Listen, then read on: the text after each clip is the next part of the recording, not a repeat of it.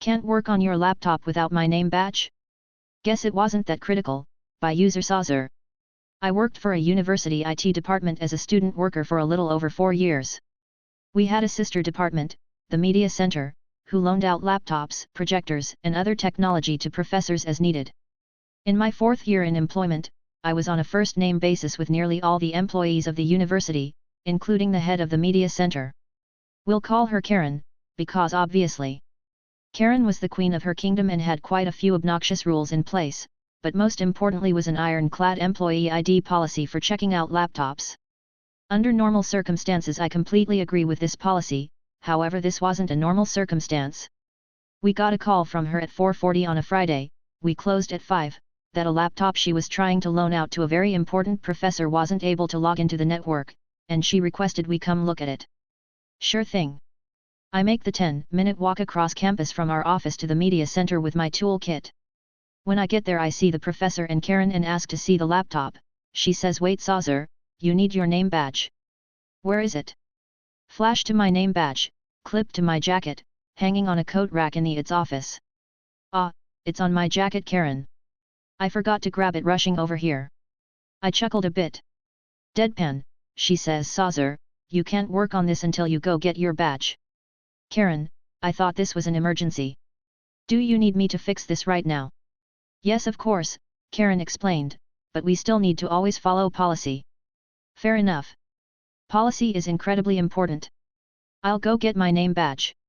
I left the office, trekked the 10 minutes back to my office. Then I picked up the phone and called her. "Hey Karen, just letting you know that because it's 5:20 and policy states student workers can't work after hours, I'll have to come back Monday. Have a great weekend." She fumed at me for a few minutes until I essentially hung up on her. Policy is very important. Edit, adding this from my comment below what happened on Monday. My boss did not like Karen at all. He was an amazing guy in general, late 50s, survived cancer, has MS, but still ran security at biker rallies. He'd been with the university for about 30 years and had 8 weeks PTO. So he would take months off and ride around the country with his equally amazing wife. This was in 2005 and he set the standard for what I would consider a good boss. So he came in Monday morning to a bunch of voicemails from her about it, yells over to me, "Saucer, did you leave Karen hanging on Friday?" "Yeah Chuck," his real name, because he's amazing, "forgot my name badge." "Yeah you are pretty forgetful sometimes." He shrugged and that was that. Karen had to loan her individual work laptop to the professor for the week. For the curious, the problem was that in Windows XP days, when logging in Windows would attempt to connect to every saved wireless network top to bottom. Because this was a loaner, and there were literally hundreds of hotel, airport, and restaurant Wi-Fi, it was taking 8 or 9 minutes for the logon prompt to come up. It took me around 30 seconds to clear out all the saved Wi-Fi connections and return the laptop to them. Karen was not in the office when I went to work on it Monday morning. Edit 2. I 100% was in the wrong here, because I forgot my name badge. I didn't flout the name badge policy on purpose, it was a mistake. Anyone familiar with the Midwest will confirm that sometimes it's bitter cold in the morning, but by late afternoon it's warm enough you don't need a jacket. During my morning tickets I was wearing a jacket and had my name badge on it. Over lunch, I took my jacket off and didn't need it. It was a mistake, and Karen decided that the badge policy was too important for her to overlook my mistake. Which is definitely her prerogative. And it's mine to overlook the student workers cannot be paid overtime rule. The laptop was fixed within 45 business minutes of her reporting the problem to our office, which in my opinion is relatively fast. Name badges and security policies are important. And I could understand her not wanting to let me check out the laptop as if I was a faculty member using their services. But I was an IT employee working late on a Friday even though I wouldn't be done in time so we both could take care of that professor. I wasn't taking the laptop home, I was working on it in front of her. Additionally it was her department's policy that she wouldn't let people handle laptops without signing them out, but not ours. Our department had no official name badge policy. Edit 3. Well there are a lot of assumptions going on. Guys this was 2005, the purpose of the name badge was so when they wrote down who has the laptop, they could write down who had the laptop. But I wasn't taking the laptop anywhere. In no other department and in no other course of our job was our ID required, and at no point in any other part of our jobs did we have to sign for equipment. It was literally this one woman's department. My IT director's emails look awfully suspicious, by user Soldalhausen. 3 months ago, my company had a 2-hour-long seminar about email phishing and how to prevent it. This seminar also included an update to our email software. Our software has a preview feature. If you hover over a link, it opens a preview of the link. Anyway, I got an email from our IT director saying I was in violation of their internet policy by using social media, a main part of my job, and I was stupid and opened it. It was a phishing test and they made me do another 2-hour-long seminar. That week, I get the following email from our director. Sent with high importance. Subject: Phishing email test. Hello everyone. This is a reminder to stay aware of phishing emails. Please review the PDF guide and take a short quiz, link, to test your skills by 5 p.m. Thank you. IT Director's name. Now on this email attachment, one of the signs to report an email is if it is pressuring you to click a link. So I feel like that I should report this as phishing, so I did. I get this email from the director 1 hour later. Subject: Reporting emails. Hello everyone. We have received numerous phishing reports about the email about the phishing quiz. Please note, any email sent from, insert IT Director email here, is not phishing. We have included a new link for your convenience. Thank you. IT Director name. To me, this email looks even more suspicious than the last one, so I do the natural thing and report it to stay vigilant. I have been doing this over 2 months and everyone keeps getting an email saying that this email is not phishing. Please don't make us sit through 2-hour seminars. How my dad didn't go to Vietnam, by user Abiger Hammer. In 1969, my dad graduated from Rice University with a 5-year master's in chemical engineering. Edit: Since so many commenters seem to think he was some kind of rich kid, his parents both taught public school, and he went to college on a full academic scholarship.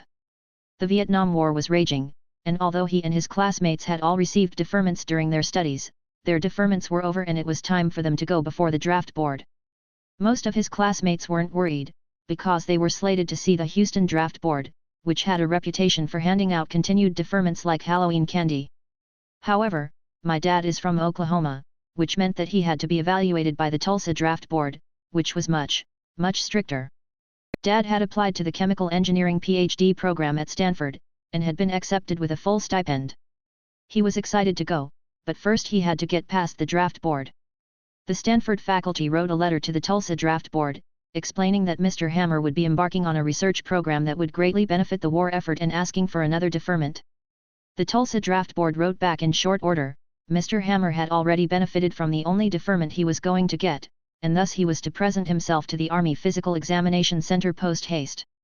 Dad was sad to lose his shot at a PhD, but not too sad, because now he could marry my mom. He'd also had several job offers already, so he accepted an offer from Exxon and he and my mom got married. His superiors at Exxon wrote another letter to the Tulsa Draft Board, explaining that Mr. Hammer was now gainfully employed in the oil and gas industry, where he would be conducting engineering research that would greatly benefit the war effort, and asking for another deferment. Just as quickly, the Tulsa Draft Board wrote back, reiterating that Mr. Hammer was not going to receive another deferment, and that if he didn't hurry up and get his Army physical, they might have to get the law involved.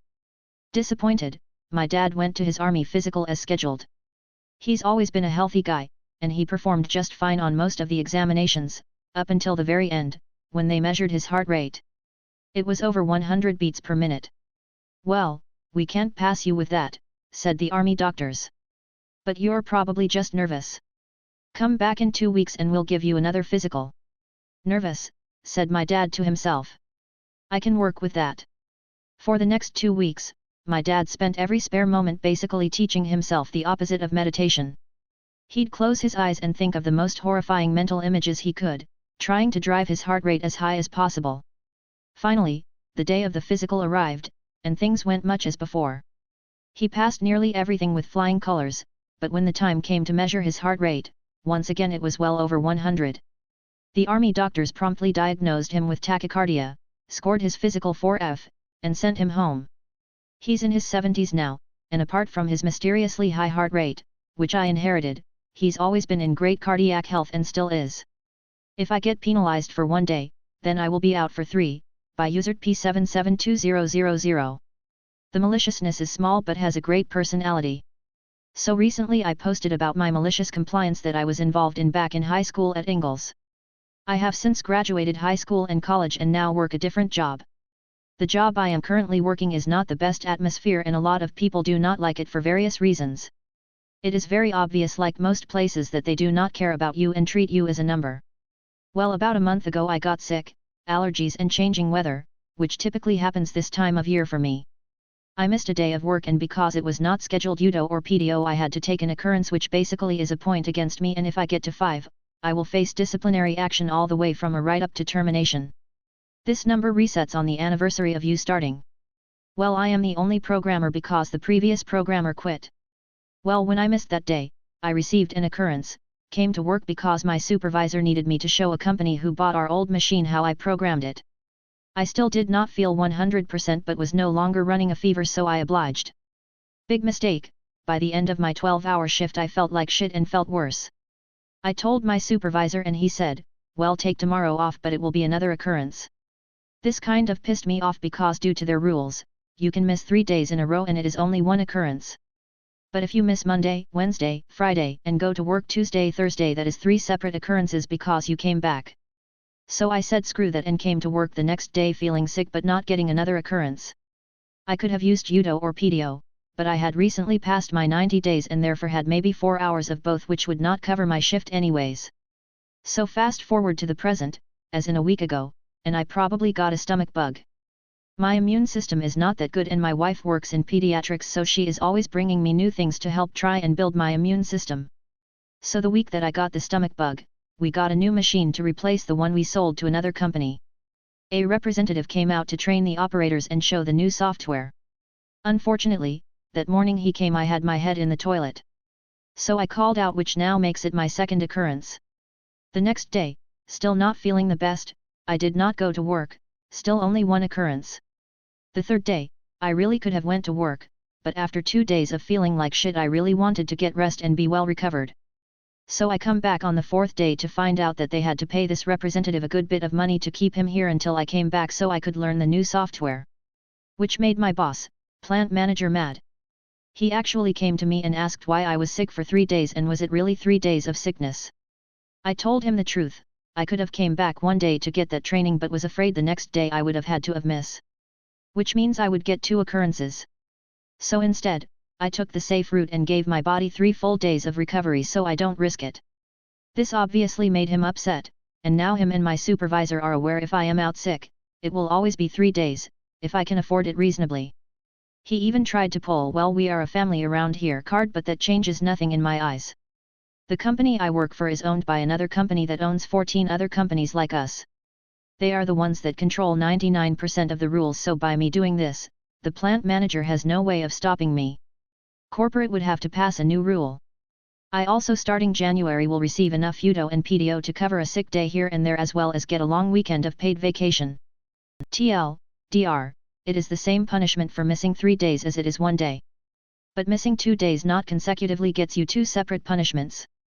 So I will always take 3 days to be sick. My work hours are 8:30 am to 5 pm, no exceptions. You got it, by user Gloglobologna. So, I work in the entertainment sector in an office setting.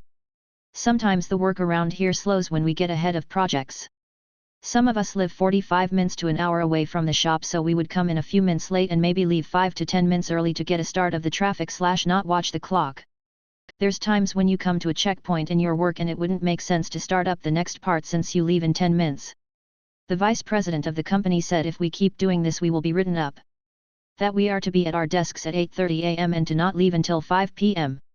All of us would answer calls and respond to work emails past 5. Myself, I would return calls and emails until 7 pm on the weekdays and monitor my email over the weekend. Once the VP shifted to such rigid stance on work hours, we did as well. Now, my email notifications are muted from 5:01 to 8:30. And completely turned off on the weekends. I showed my coworkers how to do the same thing via their Outlook. Now, we all leave at 5 but refuse to do any work outside our scheduled hours. The VP is famous for sending emails and texts after work hours and has become frustrated that he doesn't hear back until the next day or maybe even the following Monday. Absolutely burns him up. He said we should be monitoring our emails after work in case of an emergency. I simply said what he said. My work hours are from 8:30 am to 5 pm. Nothing more, nothing less. So over 15 minutes of work presence he has lost all outside work hour support. Everyone refuses to answer emails after 5 or on the weekends. He hates it but still hasn't budged. Just keeps saying how we need to be more company focused. I was. Until you decided me leaving 10 minutes early was an issue and I decided that I would follow his example. 830 to 5. You get what you wish for. Asterisk edit to fix spacing. Never really post that much so I'm still new to it.